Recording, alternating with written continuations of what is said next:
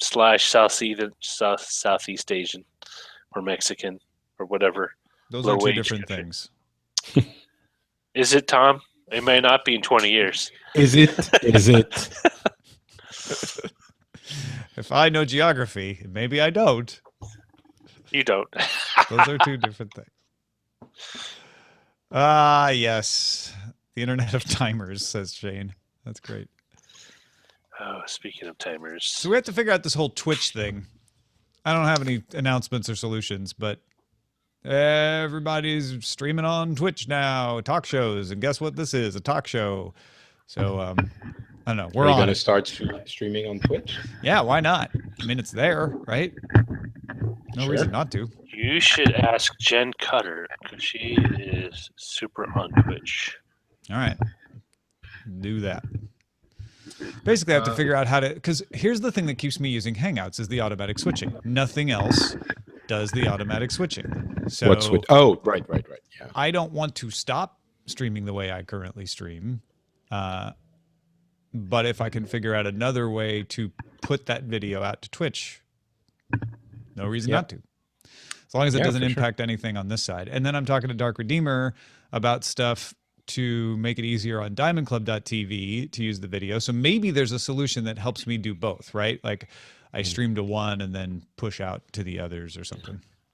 Well, Twitch is supposed to be about video games still. It's not, and no, the talk shows thing isn't. No, the talk shows are supposed to be video games about talk shows. Talk shows about video games. I don't think so. Are you sure? 98% sure. Well, there's always the 2%. That means I might. Yeah, that's true. That's why I didn't say 100. I mean, I know it's talk shows, but Dark Redeemer says that Diamond Club is already streamed to Twitch. So maybe maybe I'm saying a thing that I don't need to bother about. Okay. Oh, well, Not says that they changed and it's about anything for the talk shows now. Yeah. All right. That was just a few days ago. Oh, well. They launched a new talk shows section. I'm not up with all the latest. Show. No. Yeah, we talked about it on Thursday, I think it was. Oh, you did? Okay. Yeah. I saw the vlog. They have a vlog thing, but that's different. Yeah. No, that's what I'm talking about. Oh, but it's vlogs. It's not talk shows. They call vlogs. It Twitch Talk. And it's for talk shows that don't have to do with games. And everyone who's writing about it says it's for vloggers because they couldn't think of a word for us because they don't want to say podcasters because it's video. Okay. All right. Well, fine then. You win this one, Merritt, and not, and Twitch. But I'll be back. I'll be back. There's a giant party happening at the floor right under us, so I hope. So first, I hope you don't hear it. I haven't heard it yet. So that's a good sign. And second of all, I might be roped into it mid-show, so don't be surprised if I disappear and I go out like dancing. All right, fair warning. Yeah. Warning has been given. And Tom, I will let you know that the European Commission. Yeah. That's control when you get it. Oh crap! Sorry. Oh, wow, it's already time. Yeah. It flies. I'm trying to get us started here. Sorry. All right, you got control, and I've got control, and we're going to start. Here we go. Daily Tech News Show is powered by you, the audience. To find out how to support the show, head to dailytechnewsshow.com/support. This is the Daily Tech News for Tuesday, December 20th, 2016. I'm Tom Merritt, Patrick Beja alongside my co-pilot on Tuesdays as we fly you through the intricacies of the world of technology. Wow, that was beautifully put, Tom. I'm proud to be part of that flight session. Are we ready for takeoff, Patrick? All sensors indicate that we are. I'm really not a good We'll work on this metaphor. I like the play-by-play metaphor I was doing during baseball season, but it doesn't seem appropriate in December, so I had to come up with something else. We have a lot of pilots in the audience. I'm sure they can help us decide what we should properly say. As bad as I was to that co-pilot metaphor, I might have been worse on the baseball thing, so it's a good thing we didn't do that. Oh no, you got your crash course in baseball when you came out for BlizzCon, so we're all good. That's true. Instagram has added Snapchat-like stickers that display location, time, weather, emojis, along with the ability to save stories from the last 24 hours in their continuing pursuit to become Snapchat. Eventually, they're gonna change their logo to a ghost and move to Venice Beach and all kinds of stuff. Twitter has changed search results to display by order of relevance rather than chronology, so that's the same as your timeline now. And Facebook launched live audio in partnership with select publishers like the BBC and HarperCollins for now, but they say they'll eventually bring it to everyone. So not just Facebook Live video, Facebook Live audio. Now here are... You said Twitter, it was by relevance, not chronology, and it's the same as your timeline now. The timeline is not by relevance; it's still by chronology, except for the you might have missed blah blah blah on Twitter. No, that's what I'm talking about. The timeline is no longer strictly chronology; they have a relevance at the top, and that same thing is powering your search results now. The small section of your timeline. Thought you had me, didn't you? All right, let's get to the rest of the top stories. Bloomberg sources, this is a Mark Gurman effort, by the way. Bloomberg sources report that the Mac gets less attention than it once did inside of Apple. Bloomberg sources also say a new battery for the MacBook Pro failed a key test, meaning an older design needed to be used. That pulled people away from other Mac projects, and that's why the battery life in the MacBook Pro isn't as good as people had expected. The sources also indicate that in 2017, Apple will add USB-C ports and an AMD graphics card, a new one, to the iMac, and deliver minor bumps in processing power for the 12-inch MacBook and MacBook Pro. So before we get to Tim Cook's response to this is kind of carrying out the idea that, hey, you know what? The Mac makes up 10% of the sales, but it doesn't need as much attention as it used to. At least that's what Apple thinks. Yeah, I mean, we probably need to get to Tim Cook's response if we want to, because we might repeat the same things. One thing that I find interesting is that even when we're talking about Bloomberg, we feel the need to mention that it's Gurman's piece. He's become such a prominent voice. What he's done is pretty incredible as a blogger. You know, very few have reached that level. So I just wanted to mention it. No, it's fair. I didn't write his name down because Bloomberg sources is what I always write. But because it was Gurman and I knew that, I felt like I should let people know that it's Gurman, like, because he's so good at this, and that will change their opinion of the veracity of these sources, because he's got such a good record. Even if it's Bloomberg, you're like, yeah, they're probably reliable. Oh, sure. And if it's absolutely. Gurman, you're like, oh well, then it's definitely there's some meat behind it for sure. So tell it, like you said, let's find out Tim Cook's response, possibly to this story, but certainly to the topic. Right. So in response, CEO Tim Cook posted to an Apple employee message board, quote, "We have great desktops in our roadmap. Nobody should worry about that." He went on to write that desktop computers are, quote, "really important and in some cases critical to people." In the same post, Cook also talked about how Apple doesn't do things, quote, "because they're a return on investment. We don't do it because we know exactly how we're going to use it. We do it because it's clear, it's interesting, and it might lead somewhere." So, all right. So the first part, what he's saying is basically, yeah, we have desktops are really important. Don't worry, guys. And the thing is, there's no way he can say anything else. However, it's one of those cases where actions speak a lot louder than word. And when you see what's happened with the Mac Pro and also the other desktops, it's kind of difficult to take him seriously anymore. He said that right before they introduced the Mac Pro, which was, a good retort at the time, but hasn't been updated in like 3 years. It's not even about getting a new design. It's just about updating the specs. You can't pretend that you care about this and not update it for 3.5 years or however long it's been. So his words carry very little weight to me at this point. I think that Business Insider brought up something interesting too. They were parsing through this post and noting that in Gurman's article on Bloomberg, he reports that the Mac OS and iOS teams are one team now. And if you work on both operating systems, you're iOS first. And we've all kind of known that Apple definitely seems to want to make Mac OS more like iOS over time. But Business Insider points out that he doesn't say Mac in his response to this employee question. He only refers to the Mac OS once in reference to a particular release. He seems to be avoiding the word Mac, or maybe he just left it out subconsciously. But either way, it seems odd to answer a question about desktops without saying something about Macs are great. You know, we've got some great Macs in the roadmap. I don't want to overinterpret this to mean that they're going to stop making Macs, but he doesn't seem to be thinking about desktops as Macs at this point. I think that is an interesting tea leaf that Business Insider was reading. I think that's a little bit too much reading into it, honestly. I mean, it's not the only other explanation, unless they have something weird in the works, is that the iOS might somehow become a desktop product, and I really don't see that happening anytime soon. Personally, but I guess the part that makes sense to me is he's referred to the iPad Pro as the competitor to the Microsoft Surface. No, but that would mean like he's saying desktops, but what he really means is the iPad Pro, right? So I think he's not being that disingenuous. If he's talking about desktops on an Apple, answering an Apple employee that's asking about desktops, he's not going to be like, hey, like 6 months ago when I said we had great desktops in the works, here you go, iPad Pro 2.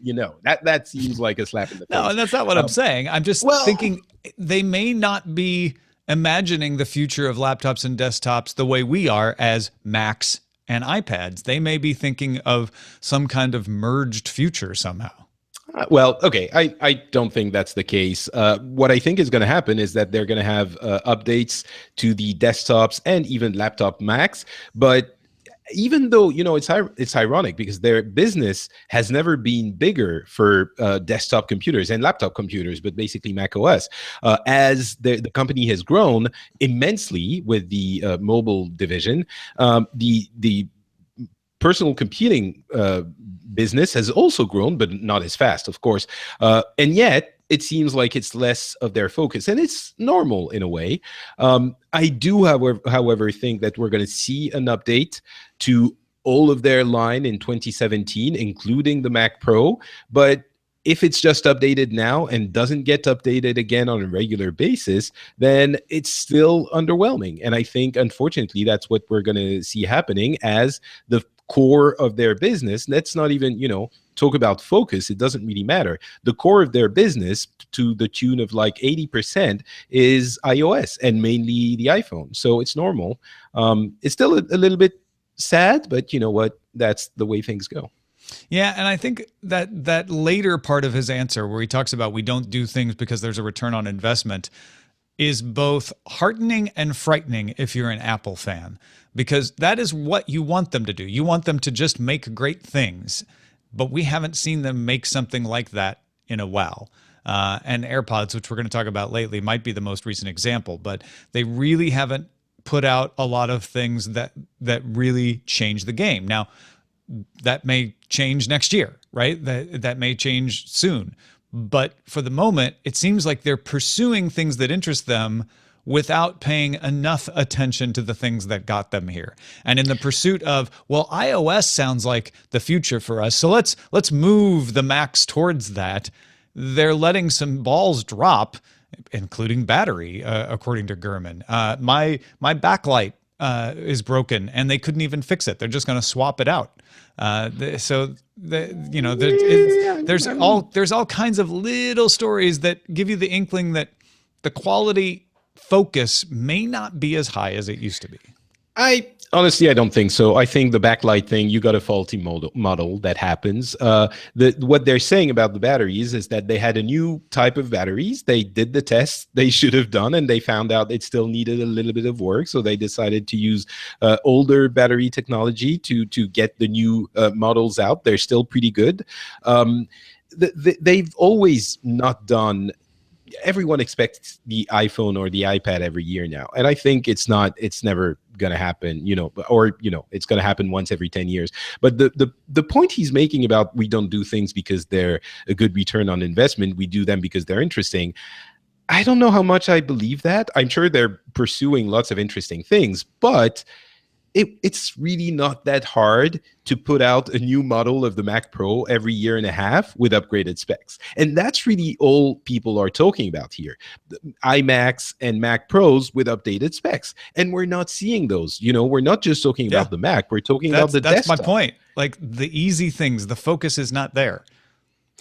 Yeah, well, and maybe that's a business thing, because as we know, the laptops constitute a major part of the computing business now, you know, the actual real computers. And maybe they don't need to worry about the desktops all that much. And the few people who still care about those are left hanging. That's why they're mad. Because that seems to be the attitude.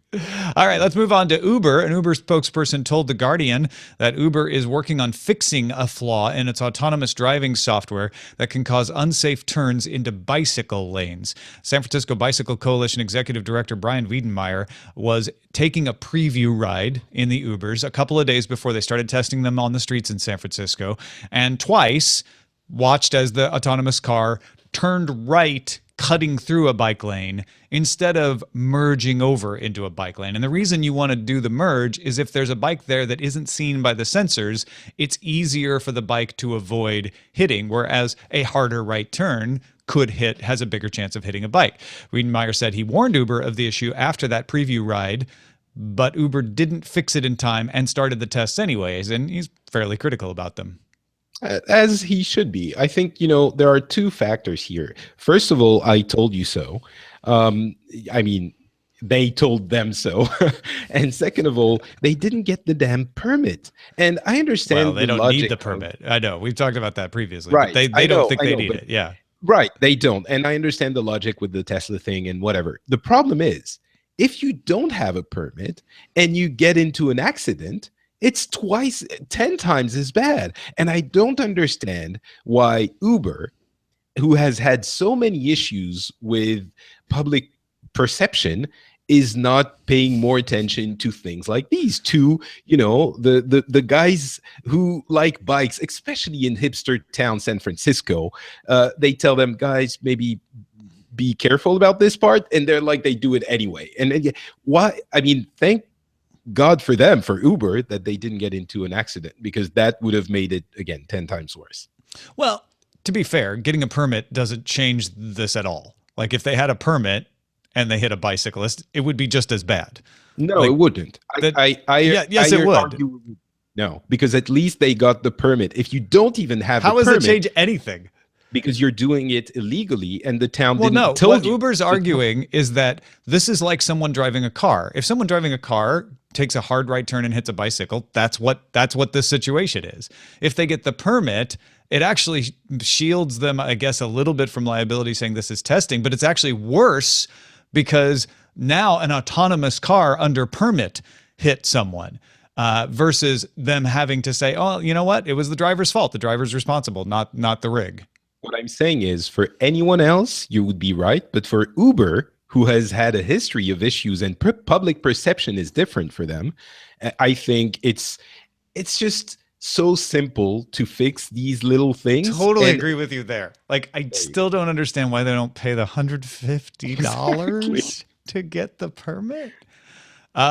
It's not going to make them more liable. It really does seem like they're just mad at California because California's given them a hard time, and that's where they're based. And it's so petty. It's so petty. That's what irks me. I mean, even if you're convinced you're right, you know you have a public perception issue and you're trying to fix it. Why not just do what you need to fix it? You're running a business, not trying to show you're the biggest kid in school. Anyway, it's kind of silly in my opinion. Yeah, but at least they are working on fixing it. Hope they fix it. Thank God. If they weren't, then I would be like, no, we know we have a problem here and we're not going to fix it. Right. Okay. The European Commission has sent a statement of objections to Facebook over its acquisition of WhatsApp in 2014. The EC says Facebook said during the acquisition that it would be unable to match user accounts between its social network and WhatsApp. However, the WhatsApp privacy policy has changed in August to allow sharing of WhatsApp user phone numbers with Facebook. Facebook has until January 31st to respond. I'm guessing you're drafting Facebook's response here. I am right now. Dear European furiously. Commission, I would like you to know. We should point out that Facebook has suspended that privacy policy change in Europe because of this investigation. Is it only in Germany or the entirety of Europe? I can't remember. That's a good question. I don't recall exactly, but they are holding off on changing it in some part because they did say they can't match user accounts. This almost starts to feel like the Uber thing, like, well, but it isn't an autonomous car. And they're saying, but we didn't match user accounts. We matched phone numbers. That's different. And the European Commission is saying, how is that different? You're taking a phone number from one user account and matching it to a phone number from another user account, which then matches the user accounts. You know, I'm often ambivalent about the way the European Commission goes after big American companies, especially American. I think in this case, they should really take it seriously. Privacy has become a very important issue for many. And in there, it's the kind of red-handed mistake, or not even. I'm sure they were genuine initially when they said we can't really, merge the two. But this is not something that the Europeans are going to let go. And it's something that they have a right to be concerned about. And I think Facebook and others should start taking this privacy issue seriously, because I don't think it's going to get better. Yeah, and I think people do exaggerate what Facebook wants to do here. Facebook doesn't want to take your WhatsApp account and merge it with your Facebook account. All it wants to do is say, hey, if we know that you are this user and you're also on Facebook, we want to be able to use it for anti-spam and for contact matching, so that if you want to add a contact, it's easier for us to go, oh yeah, you do know that person. We can verify you know that because we see these phone numbers match. Sure. That isn't terribly malicious, in my opinion. However, it does mean that you're sharing information. And there's the question of, okay, that's what you're using it for now. You could, once you've logged this, use it for other things in the future if you change your privacy policy again, which Facebook can rightly say, but we won't. And if we do, you can hold our feet to the fire then. We're not doing that now. But I think regarding the European Commission, this definitely contains a link between the accounts. I think Facebook's taking a very but it doesn't merge the accounts, and that's what we meant. And the European Commission is saying, well, what we meant was there would be no touching of the data whatsoever. And the thing is, there's a little bit of a, camel and backs and straws happening here. It's at some point, there's only so much fudging what you mean and what other people mean. And maybe it wasn't even Facebook. It's like all of the big, and to me personally, I don't see a problem. I even think it's going to make a more usable product. But at some point, it doesn't really matter that it makes a more usable product. There has to be clear lines, especially with people who are annoyed with you and your practices in other areas of the law in Europe. It needs to be a little bit more clean, I think, if they want to continue doing business unhindered. Security firm White Ops reported Tuesday that a botnet called methbot, I didn't mispronounce that, it's METH, methbot, has been used to gain $3 to $5 million in ad revenue per day in estimate since October. The exploit spoofs premium publisher domains and then runs real ads on fake pages so that it can collect the revenue. Methbot operates from 800 to 1,200 dedicated servers and data servers around the world. They use leased IP addresses to mask the fake ad calls, so they appear to come from residential ISPs to get around fraud protection.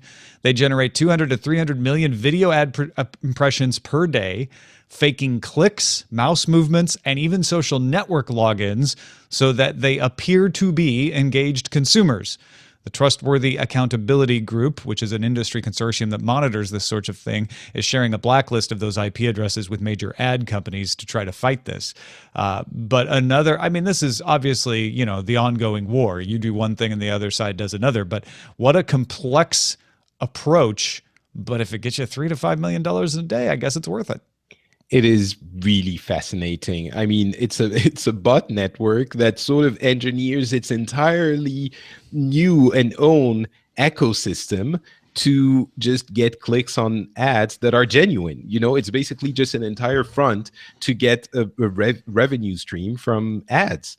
And my mind went to a slightly weird place for this. It went to, imagine if there was some kind of, in 10, 20, 30 years, some kind of sentient AI. How would they finance their taking over of the human society? I'm sure they would end up doing things like these, because stealing money directly from bank accounts would be way too visible. This is magical. It generates income from fake pages, but real ads, and it's genius. It takes advantage of the automatic nature of advertising to say, hey, all we have to do is display the ad and have an account linked to it, and then we can get the money. And as long as we can get that money out before they realize which account is us, boom, we got $3 to $5 million. That's it's crazy. No, this will be how Skynet is financed, guaranteed. And finally, iFixit tore down the new Apple AirPods and found small glued-in lithium batteries that make recycling difficult. Earbuds are normally shredded for recycling, but the batteries pose a risk of fire in that process. Removing the batteries would be costly. Apple does accept returns of the earphones for recycling. Yeah, basically these things are not repairable, according to iFixit. And they say, it would be difficult to recycle because you don't want to shred up the batteries because they blow up and cause a fire, and that's a problem. But going in there and having to unglue them and remove them before recycling would be really labor intensive. Maybe somebody's willing to do that, but that's a pretty costly way to recycle. So they're not terribly easy to recycle, put it that way. I think there's 0 on 10 on repairability, which is almost, Apple products and often smartphones have a very low score, but 0 I don't think I've ever seen before. But I mean, the answer is simple. Bring them back to your Apple store, and I really think Apple is going to be recycling them properly, and they should make it very clear that you should return them to the Apple store, because if they take care of it, I'm fine with it. But I do not have mistrust of Apple on this issue, but I would like to know how they intend to recycle these, because this is incredibly different. I would like to see some transparency, particularly into AirPods. Like, okay, how are you going to do this? Are you just spending the money to recycle them? You guys piles of cash. Maybe that's what you're doing, but I'd like to know that. Yeah, I think it would really be a great PR move for Apple to say, hey guys, we know they're kind of hard to don't say they're hard to recycle. Just say, we are committed to the health of our planet, and we recycle every Apple product we sell if you bring them back to us. Look, for example, at these AirPods. Well, we take those too. Look at this factory full of full of legally aged employees using Dremels to open up the AirPods and take out the batteries. Maybe. You know what? Maybe that's what they're going to be doing to bring back jobs in America. It could work. I'm only half joking. That could be. The products are already in the country, so you can do that. Well, except for when you return yours, they won't be. Well, I mean, the country, they could do it in so then it becomes costly because you have to have recycling centers in every country where you have AirPods. I don't know. Thanks to all those who participate in our subreddit. You can submit stories and vote on them at dailytechnewsshow.reddit.com. All right. AirPods are on, well, they aren't right now, but they were on Patrick Beja's ears moments ago. He has them in hand. He's been using them. And, I think we're all interested in how they're working for you. But beyond that, you asked when we were talking about today's show, it makes you wonder, can a wireless world work now? What needs to happen for us to hit that wireless deal where we don't have cords littering the ground like they are in front of me right now? So first of all, what I need to say is that the feeling of opening and closing that dental floss case of AirPods is immensely satisfying. The little magnet thing, fantastic. But you know what? I was a little bit surprised there. The lack of cable is a lot more enjoyable than I thought it would be for some reason. The pairing is really easy and everything pretty much works. So it made me think we are possibly close to a future of wireless. I'm not sure what needs to happen more, but we're possibly close, but I don't think we're quite there yet. It's still a little bit unwieldy. I think we're past the stage where it is completely annoying to have to fiddle with the connection and the disconnection and making sure you choose the right thing. And I think we're past that. I don't think we're quite at the point where it's so easy that we don't need to bother with wires at all. There were, that's kind of specific to us, but there were interferences when we were trying the AirPods with the mics, things like that. But overall, in the way Apple envisions their wireless ecosystem, I think in one or maybe two generations, we might be there. There are a few standards that still need to be implemented, I think, for it to really work. And maybe you want to talk about those. Yeah, because I think there's two main things in looking over this topic that are the, not obstacles, but the challenges to a wireless future, one of which is battery life. And we still don't have good battery life. And I think when we were talking about the MacBook Pro not getting the better battery, it's getting more and more difficult to get more battery life out of existing technology.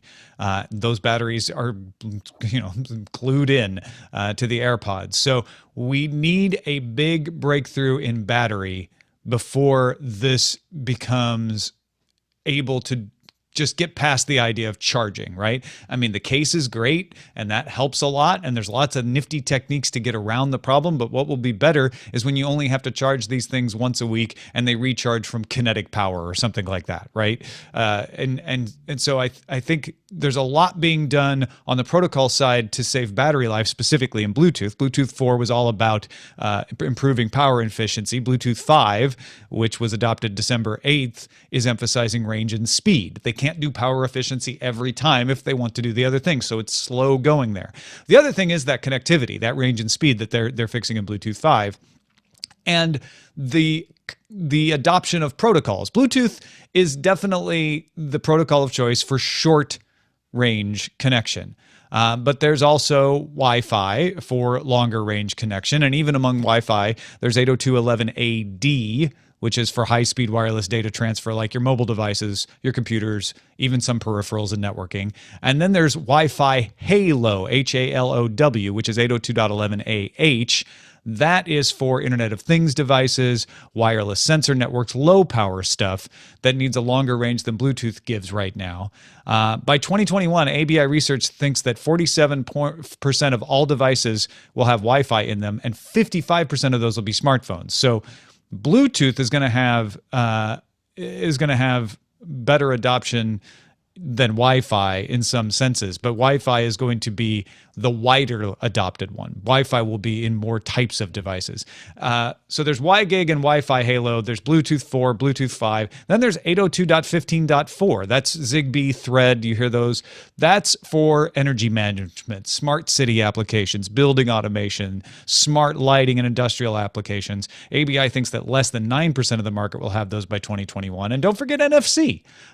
Putting that into mobile phones and wearables is pretty much the domain of payments, but it's also pretty much the only way that wireless payments are being made these days as well. So you've got multiple protocols competing to do different aspects of these things. Those have transmission reliability issues. We still have better connections on wired connections than we do on Wi-Fi for the moment, although Wi-Fi is getting better and better. So we need to solve that. And we need to solve the power issue. So once we figure that out, Patrick, though, we'll be golden. We'll be in our wireless age.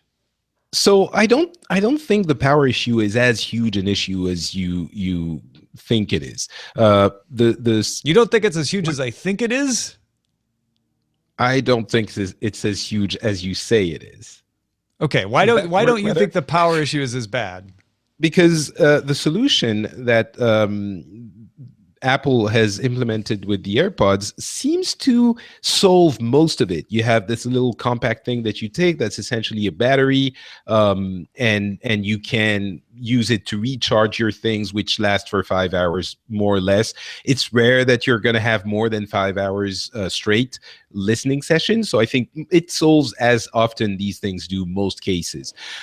Wireless charging is coming, and that also helps with the batteries. You know, it's easier to put something down on a wireless charging thing than it is to plug it in all the time.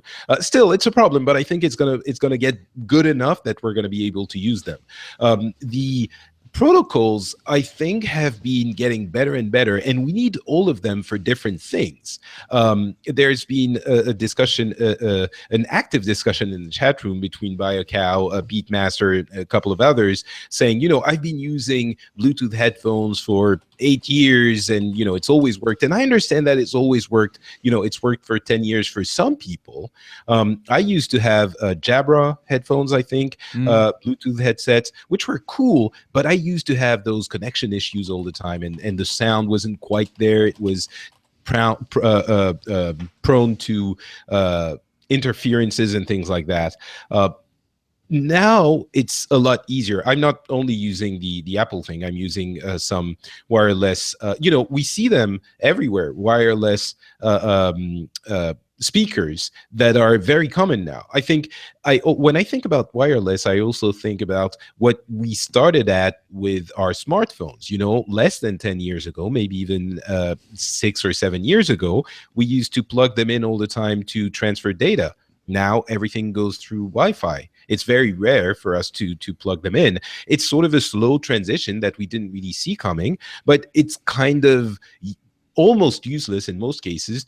We don't need to plug them in for data anymore. So all of these small things are working together in parallel to make the different wireless uses viable. And we're getting to the point now where I think it's the and again, I understand that people are going to be angry with me because they've been using wireless stuff forever, but I think we're in the pre-period where it's actually viable for a wide consumer public. There's a few things that it hasn't got to, and I'll start with the connectivity. USB cables are still necessary. You can't do all of your connectivity wirelessly, but we're closer than ever. I will grant you that. Absolutely. It is in fact possible to live without wires if you really want to. You're going to deal with some occasional dropouts and a few more frustrations than a wire, but it's possible in a way that it wasn't 5-10 years ago. I'll grant you that. Battery-wise, though, and power-wise, I was thinking wider than just the AirPods. But even with the AirPods, you have to think, oh, I need to put them back in the case. I'm holding it to a higher standard of when I can take my Epic Bluetooth headsets that I have now, which have a wire on them, which I'd like them to not, and I can just shove them in a pocket, and I don't have to think about, oh right, I got to put them in the case. Oh wait, I have to charge that case. That's when I think these have reached the level power-wise that are equivalent with wired. Because I never have to think about charging my wired headphones. And I think that's even a bigger deal for things like laptops, phones, etc. And when you say wireless charging is coming, absolutely. If wireless charging really starts to make advances and takes off, that's one of the ways that we'll be able to get there. So I think you're getting your finger on a really important issue, which I'm not sure is actually ever going to be solved. The recharging of these devices, I think, is always going to have to happen somehow. You know, if we get to a week, maybe it's going to be okay. I don't see that happening in the next, 10 to 15 years. And maybe there's going to be a quantum leap in battery technology that's going to enable this, but it doesn't look like, it hasn't happened in the last 30. So I don't see how it could work. So can the wireless future actually happen if we still have to recharge our devices every couple of days or 3 days or so? Do you think I think possible? It can, but it won't fully replace the benefits of wired in all situations because of that, especially for power beyond headphones, right? It's one thing for people to say, okay, fine, I'll put up with the frustration of having to remember to charge my headphones because it's so much nicer not to have to plug them in. And Bluetooth 6 got us to the point where we just pull them out and the phone knows they're there, and it's easier than plugging them in. So it's a good trade-off. Like I'll grant you that we're headed down that road. But yeah, we're going to have one of these hundreds of advances in battery technology that are in the labs right now catch on and give us a big exponential leap in power output. And then something like kinetic charging or wireless air charging could make it so that, yeah, we don't have to think about charging it. But you're right. That's not happening next year or the year after. Yeah, air charging. I like it. It's just it recharges with the energy of the air. That works. You know what? There's one other thing which I think would complete the wireless future picture that we're trying to paint. It's wireless display technology. Like if I don't need the damn cable, HDMI or whatever it is, between my computer or my console or my it's half the forest of cables we have behind our TVs and monitors, right? So and there have been some some work in the WiDi, I think it was called at the time, the wireless display technology, but it doesn't seem to have gone anywhere. I'm not sure why exactly, but it feels like something. Video is much harder, right? Because it's streaming. You can't drop a few packets and be okay. And I think that's part of the problem with it, is it just can't do the fidelity with the data it needs. And then, of course, we're seeing the beginnings of the move to 4K, which makes the problem even more difficult. So that's a matter of time before the bandwidth capability of wireless technology and the latency rate is reduced enough that we can reliably transmit video. But yeah, that's one of the harder ones to fix. Yeah, I guess casting, like Google Cast and all of these technologies do it over Wi-Fi. But the one thing that is still an issue, it's good for a TV show or movie, something that doesn't require fast latency. But on a computer, if you move your mouse and they're half a second between the time you move it and when the cursor moves on the screen, then obviously it's going to get annoying pretty quickly. So, and if we had really good wireless video transmission, you wouldn't need a Chromecast. You need a Chromecast so that you can send the signal to the Chromecast, which is plugged into the HDMI port, right? It'd be nicer if you didn't have any ports at all. Yeah, so I think that part of our future is still a little bit farther way off. So you know what? Let's start with good wireless headphones, which are getting pretty good now. I think the technology is almost here, and let's see where we go from there. Yeah. All right, let's get to our messages of the day. Fred writes in and says, as a longtime naysayer about consumer 3D printing, I just came across this quote that may be applicable for your show. Fred is feeling some schadenfreude today because he has been hating on 3D printing for a long time. And now he's got a quote of someone who says, one trend worth considering is the de-emphasis of the consumer and hobbyist market for desktop 3D printers. It is now evident that that portion of the industry was overhyped early on and is now in a period of decline. So said Rob Connolly, vice president of additive manufacturing at Proto Labs, in an interview on designworldonline.com. I don't know why Fred feels happy about that, though, because what we wanted was 3D printing for the masses, where everybody could be able to get together and do this. And Fred being right that that's not catching on yet seems like a negative to me. Like, I'm sorry you're right, because it would be better if we had lots of people able to take advantage of 3D printing that was reliable and cheap and good in their houses. And in fact, Patrick Dunn, vice president of Advanced Application Development 3D Systems, which manufactures and sells 3D printers, said the most intriguing trend is that as a consequence of the maker movement, we're really starting to see a generation of designers coming into the industry who are familiar with the process and promise of 3D printing. They assume 3D printing technology has always existed and see it as a primary tool to solve problems rather than a specialty tool. Well, both of those things can be true at the same time, right? Definitely. And Fred can be right. And yeah, Fred gets to be right. I don't want to take that away from him. You're right. I understand the elation in the realization that, you're like, I was telling you so for years, and I get it. And quite frankly, good job. You were right, Fred. It saddens me a little bit that he was, but I have to admit, I'm starting to get on that side of the argument as well. Maybe, never say never. It might happen at some point that consumer 3D printing becomes a thing. It's certainly doesn't look like it is becoming a thing now. And it's been, when the technology has been hyped for, let's say, 5 years, and I think that's roughly where we are with 3D printing when we started saying, "Oh, it's happening, it's gonna happen, it's happening, it's happened," and the train has passed, and we're still on the platform waiting to get on board because we don't have 3D printers in all of our homes. I think it's fair to say, right, it didn't quite take off. That doesn't mean it won't, though. Well, I've always sure. compared 3D printing to PCs. And when the MakerBots first came along, I said, okay, this is the Heathkit era, right? This is the early Apple era. And lately, it's felt like we've been in the VIC-20 Commodore 64 era. And honestly, people were saying the same thing about PCs. They're like, see, we told you personal computers were going to... How many people use a personal computer? People buy these Commodore 64s and then they just shove them in the corner and they never use them. Personal computers are for business. They're for industry. They're not for people. And it took a while for PCs to penetrate the entire market. But by the early 2000s, everybody had a desktop PC. So I wouldn't bet against that on that same timeline, roughly. We're talking 15 years. We may see 3D printers finally become something that most people can take advantage of. Okay. I'm not disagreeing with you, but you could also say this about almost any technology.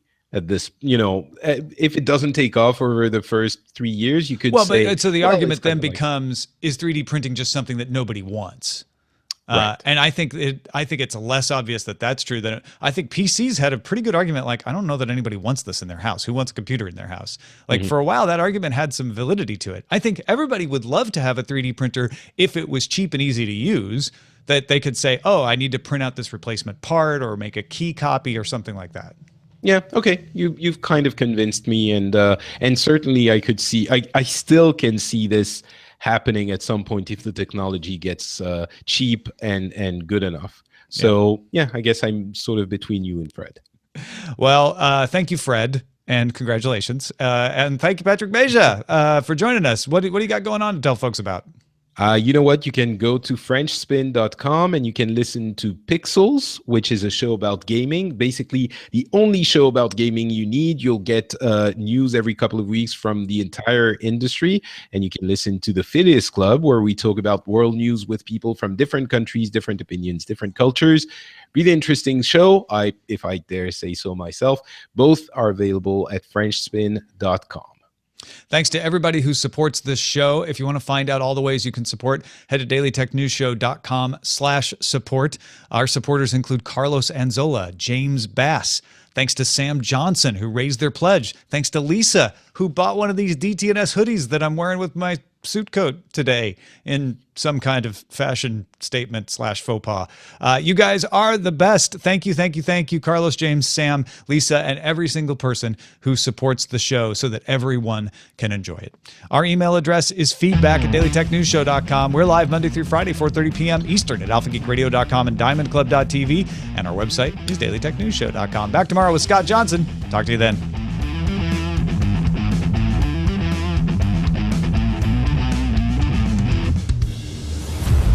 Show is part of the Frog Pants Network. Get more at frogpants.com. Diamond Club hopes you have enjoyed this program. And look, it switched flawlessly to the earpods.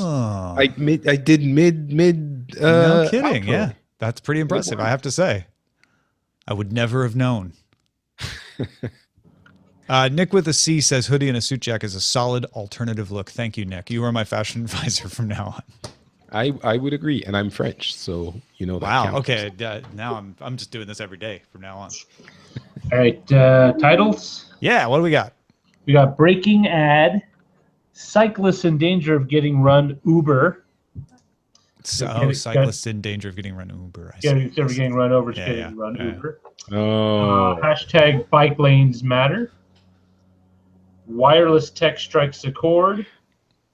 Insta chat gram. Wireless tech strikes a chord. In snap to chat gram. Snap to chat gram. Yeah. Apple's Big Mac attack. Why are you standing up? Mac way for new desktops. Yeah, like make way. Sorry, that's my neighbor's weed whacker. Uber needs a permit like the road needs a bicycle. I've got. I don't understand. Do you understand that one? Which one? Uber needs a permit like the road needs a bicycle. I don't get it. Oh, I'm missing that one. And Dark Redeemer is usually I get, so I feel like I'm the dumb one here. Well, I've got no cords to hold me down. Mac, the computer for 10% of us. That's pretty funny. Now that's what I call a sticky situation. Not Patrick is only half joking. Ooh, I like that one. That's funny. Not a lot of wireless ones that I'm seeing. Breaking ad. Breaking Okay. ad, pretty funny. This is pretty impressive as well. I took them off and it swwitched seamlessly to the other. To those. Because wow, that is really good. Sorry. Yeah. Title. I mean, wireless tech strikes a chord hits our main discussion topic really well. Yeah. All right, wireless tech strikes a chord is good. Yeah, we calling it. Yeah. All right. Calling it. But big props to Breaking Ad. Yes, because it sums up both the intent. Methbot and yeah, I like it too. Methbotsters. Maybe that's Ooh. where the new jobs come from, since you can't have AI determine what's a Right. fake. You just have someone monitoring it. All right, I'm gonna take off, guys. Oh, you're going to that party downstairs, aren't you? Yeah, I'm gonna go get my groove on. All right. Woo! Woo, indeed. All right, thanks, gonna, Patrick. I'm gonna put on my earring pods and party like it's 1984. Well, I'm not going to see you again. Oh, that's right. Yeah. So, what do you say, Joyeux Noël or something? Yeah, Joyeux Noël et bonne année. That works. Good. So, so I'll see you in early January. Are we doing a show? Like, is it the 2nd? Yeah, we're doing a show on the 2nd. It'll be earlier though, which I know you won't mind probably. I will not. But we should coordinate on the time. Make sure you don't have something else scheduled, because I need to fly to CES that day. So we'll do it earlier in the day, and then I'll fly. And it's probably going to be a CES focused show anyway, because all the presentations happen on Sunday and Monday, right? No, actually, this year CES Unveiled is Tuesday night, so there'll be some announcements happening, but it'll be the first day of the CES stuff really breaking. Okay. All right. Well, cool. Excellent. Thank you. Thanks, Roger. I can see you in the background. Thanks, Ellie. All right. Happy holidays, guys. Thanks. Happy holidays, chat room. Bye. Cool. Well, you've got Ellie. Patrick's gone. I think we might call the video early today.